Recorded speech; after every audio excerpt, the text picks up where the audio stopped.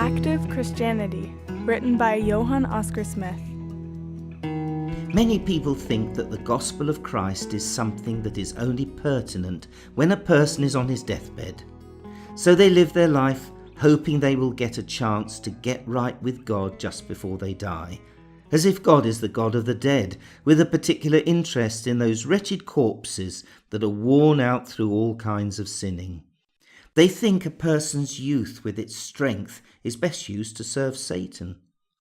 But if someone finally, after years of procrastination, does get converted, then God has tremendous difficulty getting them to quit their sinful habits one by one that cling so closely. Generally, people's fear of God brings them no further than dropping in now and then to some church or chapel to listen to a sermon. Like people up to their knees in mud, they cling to all their old sinful habits, grudgingly slogging along as if the Christian life is something from Satan himself. No wonder young people are afraid of this sort of Christianity and avoid it like the plague. What does the apostle say about his Christianity? Imitate me, just as I also imitate Christ. 1 Corinthians 11 verse 1. This is a goal worth striving for, one worth attaining in Christ. This Christianity suits young people exceptionally well. You don't need to struggle your entire life to give up a certain sin. Cut it off with a swift sword blow, because there are hundreds of other things in your life that also need to be cut off one by one. This is the way of sanctification, and all enemies of the cross hate it.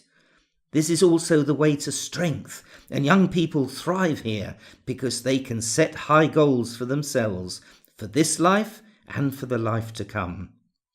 The cross of Christ is profitable, and his burden is light. The Christian life is an unshakable, fulfilling, and genuine life. If you want to find trustworthy, reliable people, look for them on the way of the cross.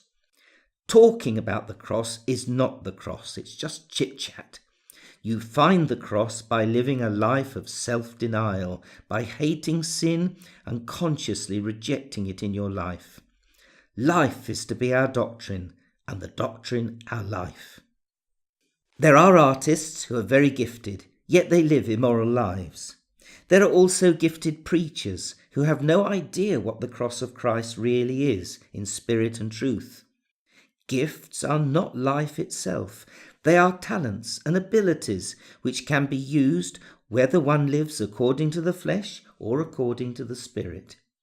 If you want a future and a hope, then follow Christ. Don't just sit there sleeping in some meeting hall. Don't believe that living a comfortable religious life is Christianity. The obedience of faith is the only thing that has true and lasting value. Nothing else is worth considering. I want to exhort everyone who is walking on the way of the cross.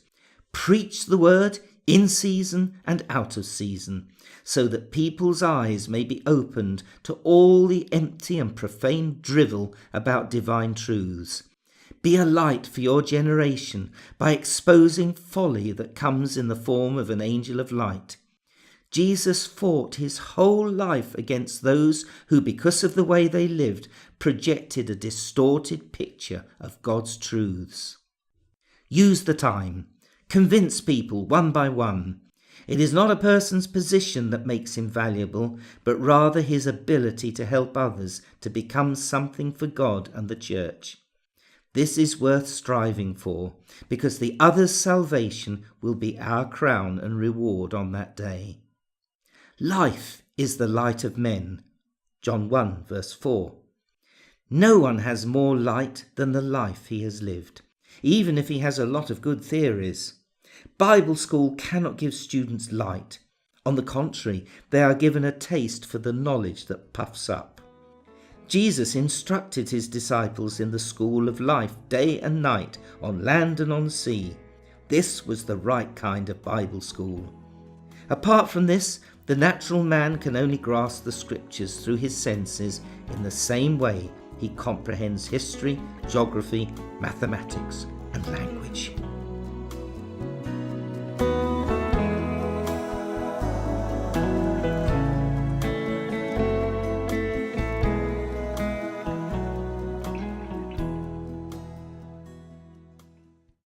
This is a recording from Active Christianity by Brunstad Christian Church.